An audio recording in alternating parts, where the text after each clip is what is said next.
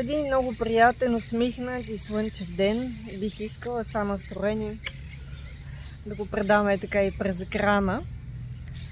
Отдавна се каня и някакси от само себе си естествено възникна идеята за един нов канал за момичетата след 40, които да бъдат естествени, красиви, без грими филтри, уверени, спокойни, да обичат себе си, да излъчват това и по този начин да ги възприемат и хората. И семейството им, и любимите им мъже. Години наред аз също купувах луксозни и скъпи лифтинг кремове, така в опити да задържа, да грабна младостта, която така или иначе тя не се изплъзва, тя просто се трансформира. Нали? Минаваме в нов етап и всеки един такъв етап може да бъде красив. Стига да сме спокойни, уверени и да си прощаваме. Да си прощаваме за всичко, което не сме направили, за всичко, което сме направили, не само за външния ни вид, ами въобще през живота ни. Защото миналото е нещо, върху което нямаме контрол. Дори и върху бъдещето нямаме. Защо без грим? Ами защото без грим това сме ние. Това е нашето лице, това са нашите мисли, всичко, което сме естествено излъчваме отвътре. И децата така ни харесват. А пък и тези, които нямат деца, със сигурност го възприемат от най-близките си хора, от приятелите, защото всички те ви обичат, които са около вас, именно заради това, което сте. Тоест, ако си сложим каквито и да било филтри, дали на поведението, дали като някаква полза, дали филтри на външния си вид, това няма да бъдем ние. И ако непременно държим да бъдем с такива, то тогава да си помислим дали хората, които харесват тези филтри, са всъщност тези, към които ние се стремим, тези, които харесваме, тези, с които бихме искали да се заобиколим. Дали? А най-добрият фейслифт ще дойдем и на такава тема, и за козметика, и за процедури. Според мен най-добрият фейслифт е слънцето. Много козметични специалисти ни съветват за това, че трябва да полагаме слънцезащитни филтри, да пазим лицето си, да не го излагаме на слънце. Добре де, ама в крайна сметка, за какво го пазим това лице и тази кожа? За безсмъртие?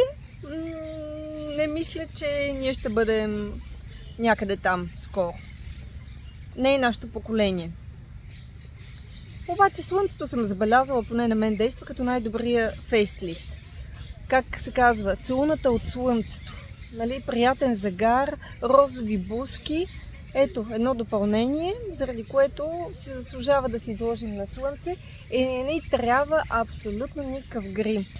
А забелязали ли сте, че когато се изложим на слънце, дори в по-ранните месеци, ако постоим по-дълго от половин час, след май, така на хубаво слънце, то дори без да се усеща и да няма някакъв силен загар, след като се приберем, усещаме една свежест на кожата, една розовина, която ни прави по-красиви и придава хубав естествен тен, без да използваме и фондиотен.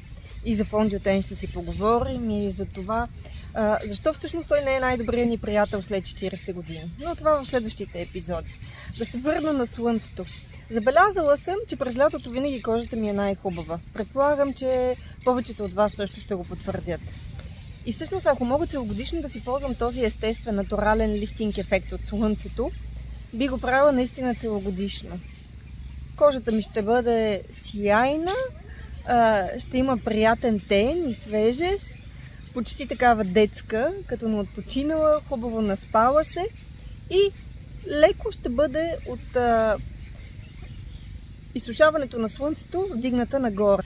Ако искаш да продължим да си говорим за хубави неща и за това как да си помагаме взаимно и да се чувстваме добре и прекрасни и след 40 и да продължаваме пълноценен живот, защо дори да не го създаваме от начало, да го започваме, никога не е късно за ново начало. Ще се радвам да се запишеш за моя канал с subscribe и с камбанката. И също ще се радвам на предложения за нови теми, а тези, които ги подготвих, ще бъдат освен за козметиката, за душевното ни състояние, за настроението. Въобще как да се чувстваме всеки ден прекрасни и да изживяваме най-пълноценния си ден. Той е уникален, а вие също. Няма друга като вас. Няма друга като теб на света. Наистина.